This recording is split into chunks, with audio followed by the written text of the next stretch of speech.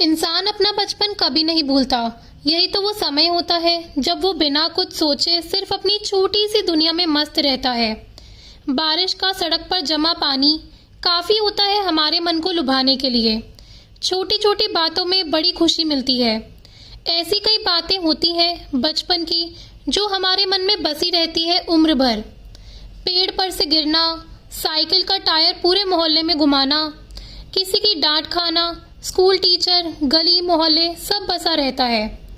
मैंने 7वीं तक पढ़ाई की है। एक गांव में पिताजी की सरकारी नौकरी थी। उसके बाद उनका तबादला किसी शहर में हो गया। उन्होंने उसके लिए कोशिश भी की। वो चाहते थे कि मेरी और मेरी बहन की शिक्षा उसके बाद किसी अच्छे स्कूल में हो। खैर, उनकी मेहनत का परिणाम उनको मिला और तबादला हो गया। मुझे याद है बीच सेक्शन में स्कूल को छोड़कर हमें जाना पड़ा था। उस समय बचपन में मुझे इस बात का पता नहीं था कि बाद में उस जगह, उस गांव को इतना याद करूंगा। तब में से मैं इसी बात से खुश हो रहा था कि हम नए घर, बड़े शहर जाएंगे। कई साल बीत गए लेकिन फिर वहाँ जाना नहीं हुआ। जाते समय पापा और मम्मी ने आस पड़ोस को यह वादा किया था कि हम आएंगे मिलने, लेकिन वो कभी पूरा नहीं हुआ। आज मैं 20 साल बाद फिर उसी गांव से होकर गुजर रहा था तो मुझसे रहा नहीं गया। मैंने अपनी गाड़ी उधर घुमा ली। इन सड़कों पर मैं इतने साल बाद आया, लेकिन अभी भी मुझे ऐसा लग रहा है जैसे ये मुझे जानती हैं और मैं इन्हें, जैसे कि खुद ही खुश होकर रास्ता बता रही है, स्वागत कर रही हो। मुझे सबसे पहले अपना स्कूल देखने का मन किया, इसलिए मैं वहीं गया। स्कूल आज भी वैसा ही था। कई बार शायद फिर रंगाई पुताई हुई होगी, लेकिन एक बाथरूम के अलावा नया कुछ भी नहीं बना शायद। थोड़ी देर में अपनी आंखों से स्कूल को देखता रहा। आधी छुट्टी के समय बच्चों को देखकर मुझे अपना बचपन याद आ गया। बच्चों की भीड़ स्कूल के गेट के बाहर जमा हुई। एक अम्मा अपना टोकरा लिए वहाँ बैठी थी। हमारे समय में भी यही होता था। हम लोग भी ऐसे ही जमा हो जाते थे, टोकरा लिए। हमारे समय पर कोई आता था, टोकरे में खट्टी मीठी बहुत सी तरह तरह की चीजें होती थी। उन्हीं यादों को फिर से एक बार जीने के लिए मैंने भी उस अम्मा के टोकरे में से कुछ लेने का सोचा। मैं फिर एक बार बच्चा बन उस अम्मा के टोकरे की ओर चला गया।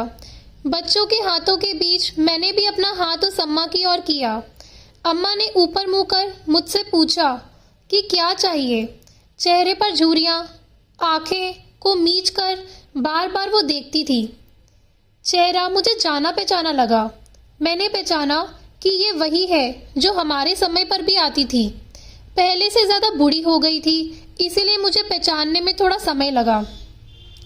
इतना समय बीत गया, लेकिन आज भी यह उसी स्कूल के बाहर अपना टोकरा लिए आती है। यह सोचकर मुझे थोड़ा आश्चर्य हुआ। समय जैसे उनके लिए रुक गया हो। बचपन में उनसे बात नहीं की, बस जो चाहा वो लिया और खाया। आज उनको देखकर उनसे बात करने का मन किया। वो मुझे नहीं पहचानती शायद, लेकिन मुझे लगता है मैं उन्हें अच्छे से जानता हूँ। कुछ देर में इन्हीं ख्यालों में तब तक स्कूल की घंटी बजी और उनके आसपास मंडराते बच्चे वापस अपनी क्लास की ओर भागे। अम्मा जी अपना सामान समेट रही थी। मैंने उनसे कहा, अम्मा आप अभी तक आती हैं? हमारे समय में आप आती थी। उन्होंने अपनी हिलती गर्दन और झपकाती पलकों से मेरी ओर देखा।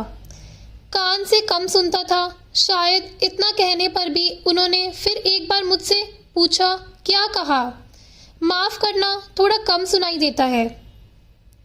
मैंने फिर वही बात दोहराई। अम्मा को सुनकर बहुत अच्छा लगा। बहुत खुशी हुई मुझे। कहा, खुश रहो बेटा, ऐसे ही तरक्की करते रहो। इतना कहकर उन्होंने मेरे सर पर हाथ रखा। फिर वो अपने काम में लग गई, सामान समेटने में। मैंने पूछा, अम्मा आप अभी तक आती हैं? आपके घर में कोई और नहीं है? अम्मा बोली, नहीं है अभी। मेरा एक लड़का था, लेकिन वो अभी मेरे साथ नहीं रहता। तुम्हारी तरह बड़ा हो गया है ना, तो अब उसको माँ की जरूरत नहीं है। लेकिन मुझे कोई दिक्कत नहीं, वो खुश रहे बस। मेरे अब दिन ही कितने बचे हैं और ज़्यादा भूख भी नहीं लगती, तो मेरा गुजारा चल जाता है। कभी स्कूल के बाहर, कभी पास के बाजार में, जितना होता है करती हूँ। और फिर यहाँ आती हूँ तो इन बच्चों को देखती हूँ तो मुझे अच्छा लगता है। अपनी बात खत्म करते ही उन्होंने कहा, अच्छा बेटा खुश रहो, इतना कहकर वो जाने लगी।